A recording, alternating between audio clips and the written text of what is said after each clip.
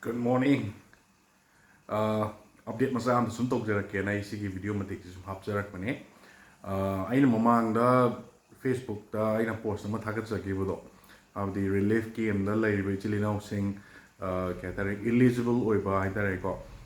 lesabi mcha sing aduka pakhang ngum lai ragadi thabak tong ning lai ragadi pau bibiro o akoi thabak ki requirement mayam ma lai jagi na hai jagi bodo ko. Ado ngarang si lagu pa bodo ki akoi Singidamak relief ki am da lai ba akoi ichal ani khak akoi ki Imphal mun lai ba ke tare office ki canteen amada akoi thabak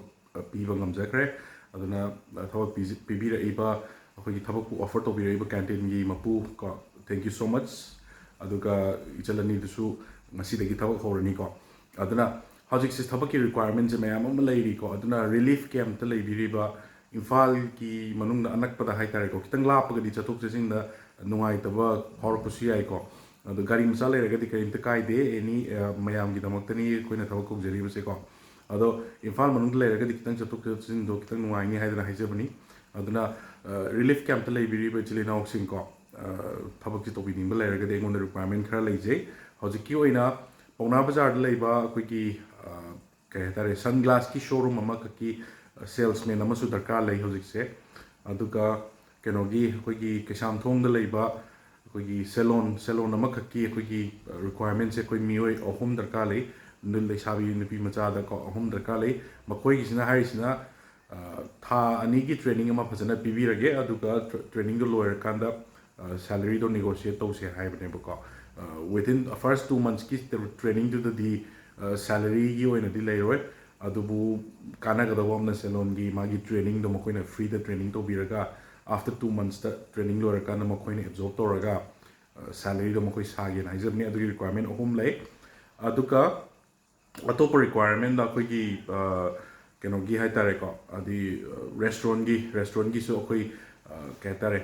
ohum lai keno da thangoi banda ko thangoi banda restaurant ama ki koi requirement je mioi ohum darkar lai nupa or sui nupi or sui ko ado makoi ki say starting salary da 5800 rupees ne ko starting hai bani ko ado experience lai raga di adum negotiate to yani ko adum 10000 15000 mo adum negotiate to yai kai gum experience lai raga di cook kuma chef kuma raga di hena salary se dum ya ga ne ko aduna requirements aingon da mayam lai bhai tara se aduga showroom gum kai gum gi su adum requirements se dum lai aduga family ama khaki koi gi angang lobi na ba nanny ama khak chu darkar lai ko Imphal manung da aduga mayam do hojik se requirement mayam lak ni na relief camp ta lai bi chile now singi da mak ta ina sigi paujel si lak chabani kari gum thabak to ning pining ba interest lai bi raga di ke hetare adum contact to biro ai gi Facebook natraga ke hetare Instagram da adum Johnny sorong bam harga lai bani adum DM to send biro ko private message to na thajin biro ai contact number share to se ai ke hetare social media platform da dei share to jining da hai tare kitang loi choi gi ai su privacy ma tham jining ba ko aduna waro binu Facebook da DM to send biro ko adum requirement to ko hai jarake aduna adum genuine noi ba ngak tani